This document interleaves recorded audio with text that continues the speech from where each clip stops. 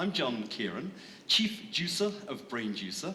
In case you're wondering, it's not a food company. We squeeze people's brains until they confess something fascinating. Okay, it's market research. I mean, it's just trying to make market research sexy. Okay, I mean, you know, it's a hard task. Anyone that has been, I remember my first boss said, you haven't slept until you've been in a GFK presentation. You know, that's the reality. Now, I love this theatre. The only disappointment is that, actually, there are a few people. There are some people up there. Hang on. Yes, there are. I didn't realize. I thought everyone had been corralled down here. But what an amazing kind of place. It feels great. And basically what I'm going to talk to you about, although it says advertising, I'm hopefully going to share something with you that will help in whatever it is you are trying to achieve. Because I suspect the people in this room are rather self-motivated. The people in this room are probably trying to achieve something interesting. And I hope that the insight that I'm going to share is just useful, you know, in whatever you're trying to achieve. All right, so let's start. Who in the room has heard of System 1, System 2 thinking? All right, just put up a hand if you have heard of System 1, System 2 thinking. I'm seeing about one hand. I mean, really? Really? Okay, two. We've got two. All right. So just by contrast, who has heard of left brain, right brain thinking? Everyone. All right. Okay. So here you go. This is now going to be the 15-minute bluffer's guide to behavioral economics and System 1, System 2 thinking. Daniel Kahneman, who is the only non-economist to win the Nobel Prize for Economics, he's a psychologist, put forward the idea of System 1, System 2. System 1 is the old, almost reptilian brain. It's the emotional, instinctive, intuitive brain. It's the quick thinking brain. Anyone who's read Blink, Malcolm Gladwell's Blink, will know that's basically System 1. System 2 is this bit, the cognitive frontal lobes, the really clever, deliberative, intelligent, cognitive, slow thinking, the bit that we praise as making us distinct from other animals, and it's impressive. But here's the rub, okay? Here's the rub for marketing, advertising, for anything that you're trying to communicate. System 2 turns out to be the equivalent of about 50 bits of computing power versus System 1, which is 11 million. 50 bits, 11 million. It will probably have dawned on you, even if you're not using your System 2, that this has some implications for communication, okay? We think much less than we think we think. Okay? We basically make emotional, instinctive decisions, and then we post-rationalize them.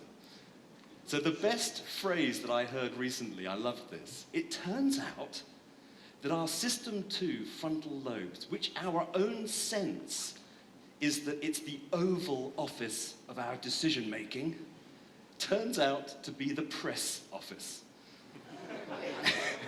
Okay? So it's the reason, there was a brilliant article I read that proved that most automobile advertising in magazines is basically read after you've bought the car, not before. Why would that be? Might it be because you've made a totally emotional decision, which you now have to justify to your friends, family, wife, husband, whatever, so you need a few facts and figures. That's what we do all the time, okay? And I'm going to demonstrate each of these, the System 1. So those that are ready, I don't know where this is going, it's too dark. Right, let's get those back involved. I have no idea what, oh my God. I did this recently in America. Disaster, I tell you, disaster. It was a big room, even bigger, and I sort of threw one. And there was someone working on their iPad with a cup of coffee just in front, and I, brilliant Olympian that I am, managed to get it into the cup of coffee, which spilt on the iPad. And it was like, I promise you, the whole room went silent. I had killed his baby. I mean, I had actually killed an iPad, possibly. I mean, it was the scariest moment. Anyway, catching is instinctive. It's totally instinctive. You don't calculate, you're not calculating the angle of trajectory. You're basically just instinctively catching it. That's totally system one, riding a bicycle, all that sort of stuff, yeah? System two, let's demonstrate system two, just to show that we think a little bit less than we think. Daniel Kahneman, in his Nobel acceptance speech, gave this as an example. If a bat and a ball costs $1.10 together, and the bat is $1 more than the ball, how much is the ball? And what's the number that comes straight into your head? Be honest. What's the number? If the bat and the ball is $1.10, the bat is $1 more than the ball is 10, yeah? 10. It's screaming in your head, 10, it's got to be 10. Of course it's not 10. If it was 10, and the bat was $1 more than the ball, the bat would be $1.10, and it'd be $1.20 together. Okay? It's 5. But what Kahneman says is it's a typical example of the way that we think. We take a plausible answer, a kind of believable, plausible answer, and we run with that. It seems about right. Okay? It's about right, let's go with it. One of my fellow directors did a speech to 1,000 accountants. That's a scary audience, 1,000 accountants. And he asked them, he said, okay, how many of you have bought a car in the last 5 years? And most people put up their hand. He said, how many of you did a discounted cash flow analysis of the options of the cars to make sure that you were buying the most, kind of highest value, sustainable value? And there was a small group down in the front of actuaries, the really brainy kind of accountants. But that was it. Even accountants, even in our professional lives, we don't actually, do all this sort of analysis on ourselves. So system one, system two. We're basically making decisions instinctively, emotionally, system one. All right? So now we're going to introduce the world of communication, of marketing, of whatever. And by the way, you will also have gathered the content of what all of our speakers are sharing with you matters so much less than we think it matters. Okay? You won't remember any of the content, or very little bits of it, but you might remember how you felt at the time. Okay? So that's kind of how it does. But let's do marketing and advertising. All right. I chose to do this presentation without any PowerPoint, which I think normally is a good thing because we need less PowerPoint.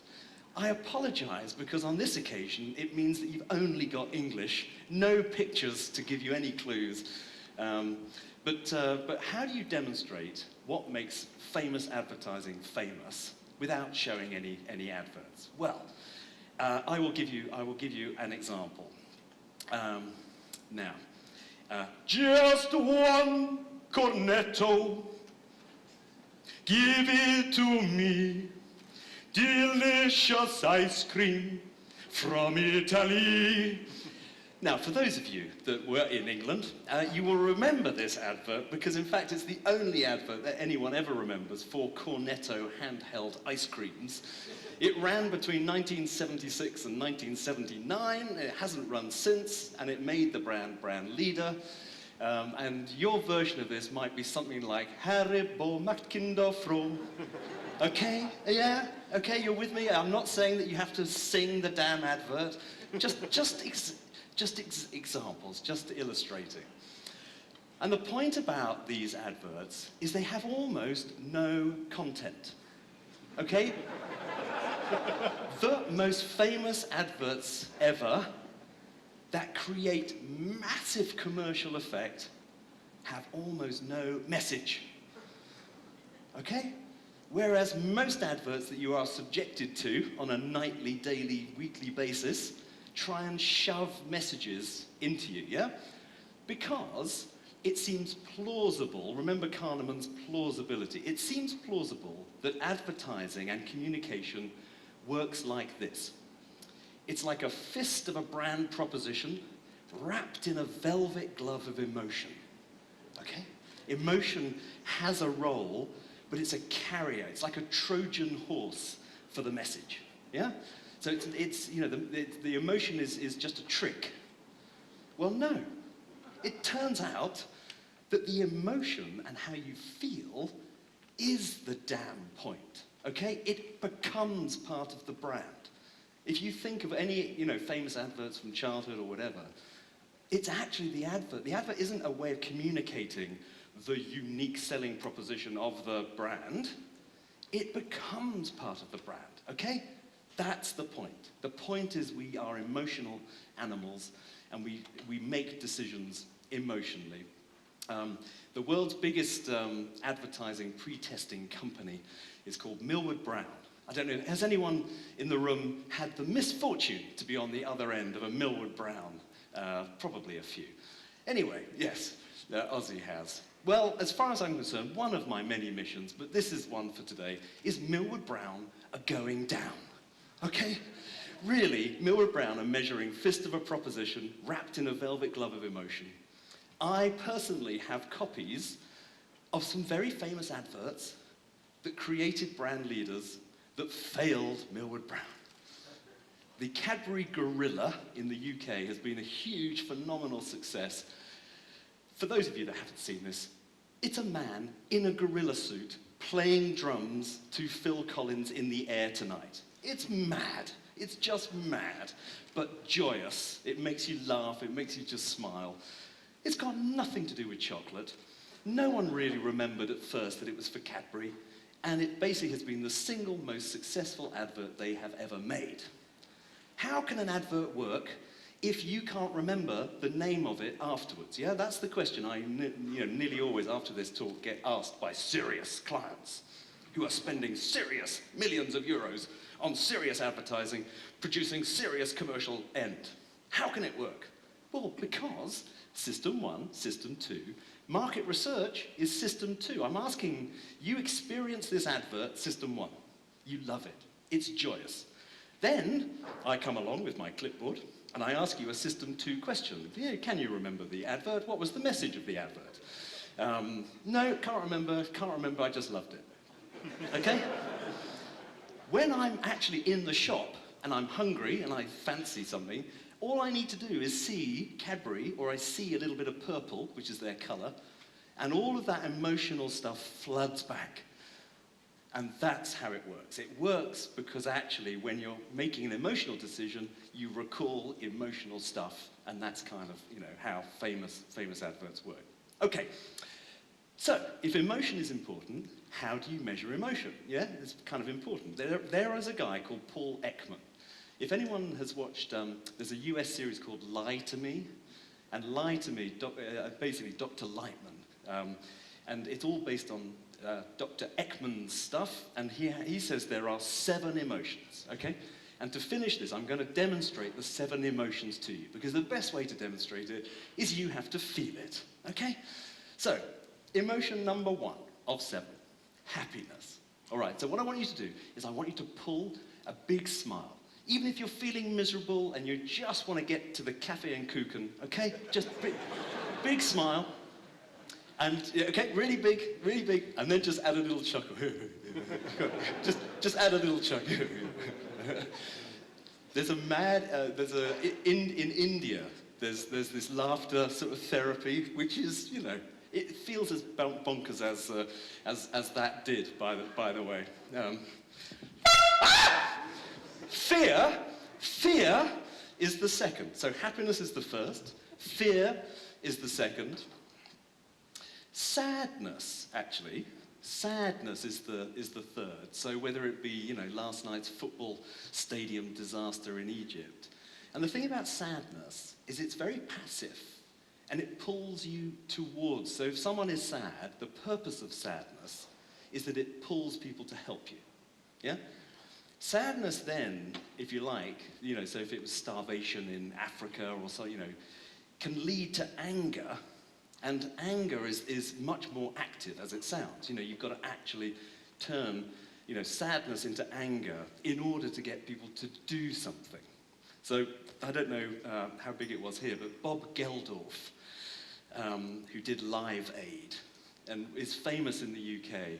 And basically, for me, what he did was he turned the sadness that people felt about, starvation in Africa, and he turned it into anger. He was angry about it, and he was famous for sort of swearing on television and kind of, berating people. His famous phrase everyone now knows was, he's Irish, and he was quite eloquent.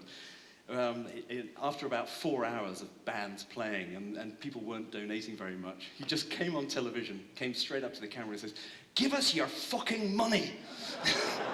And it was like, and after that, it just, woof, and he was angry, everyone was angry, it's like the money started, emotion, okay? It's much, much better to generate even negative emotions than it is neutral. When it comes to advertising or any communication, if someone feels nothing, they will do nothing. The worst thing you can do is produce a neutral response. And how much of everything that we do becomes very safe and sensible?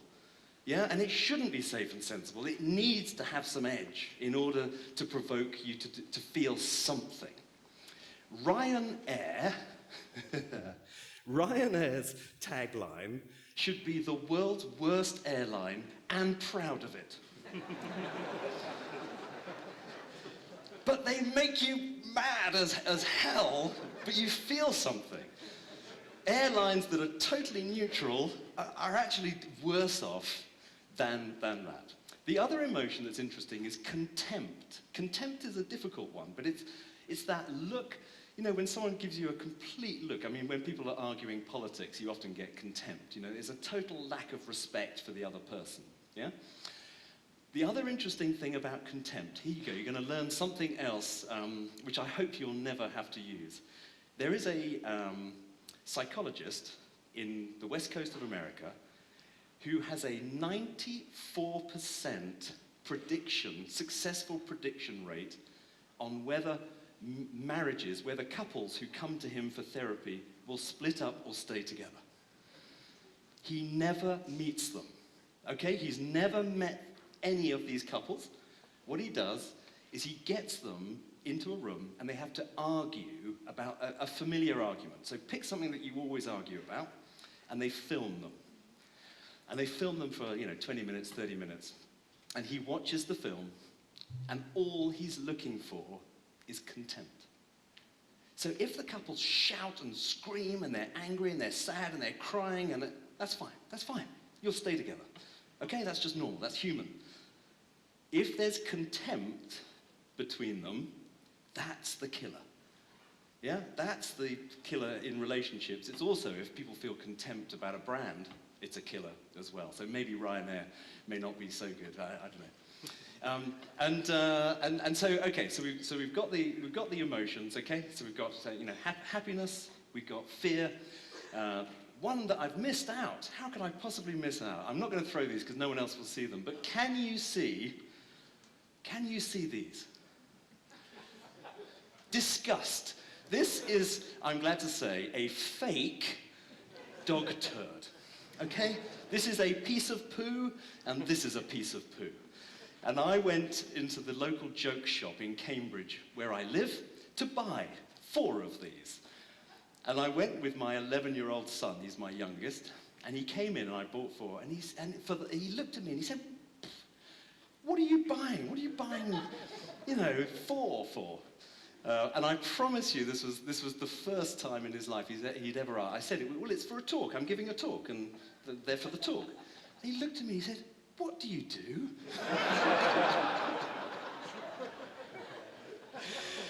That's the 6th emotion. The 7th emotion. The 7th emotion.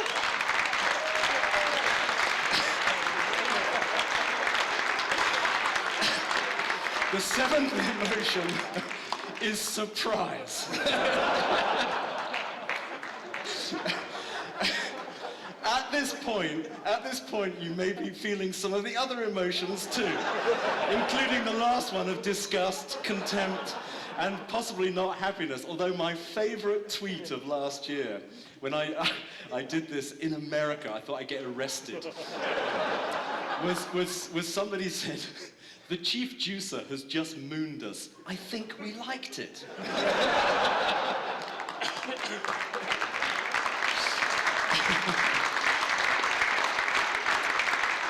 And with 6 seconds to go, all I'll share with you is something an actress friend of mine said. "John, you have to remember, bottoms are funny, balls are not."